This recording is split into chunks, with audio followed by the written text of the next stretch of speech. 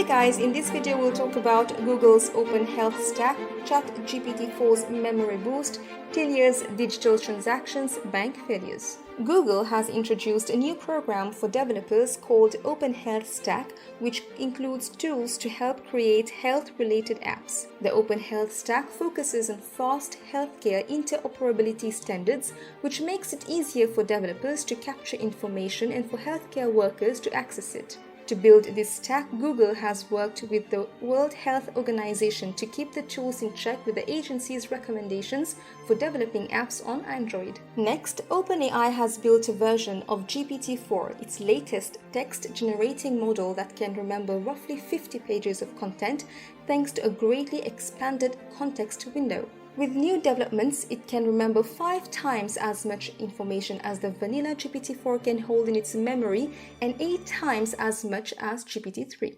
With a bigger memory, GPT-4 should be able to converse relatively coherently for hours to several days as opposed to minutes, making it more compelling. As businesses grapple with how artificial intelligence tools like ChatGPT will affect working practices, Tokyo-based Layer X, a fintech firm, is making it compulsory for new recruits to use the technology and even testing them on it. Lastly, the way people transact has evolved with the rise of user-generated content across social and gaming platforms.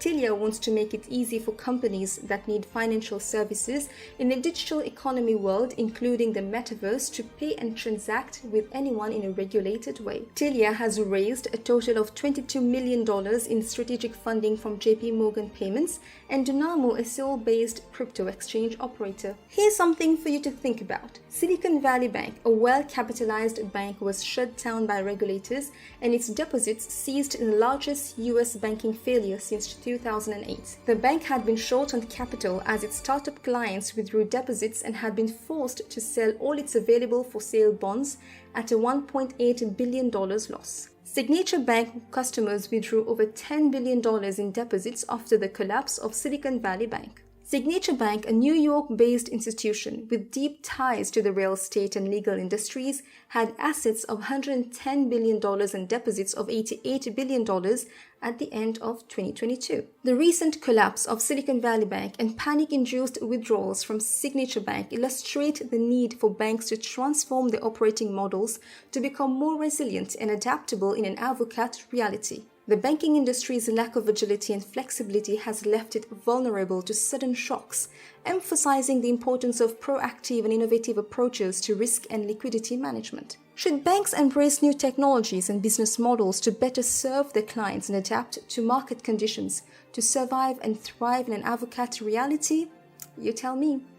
In summary, Google has introduced a new program for developers called Open Health Stack and help healthcare workers access it. OpenAI builds a version of ChatGPT that can remember 5 times as much information.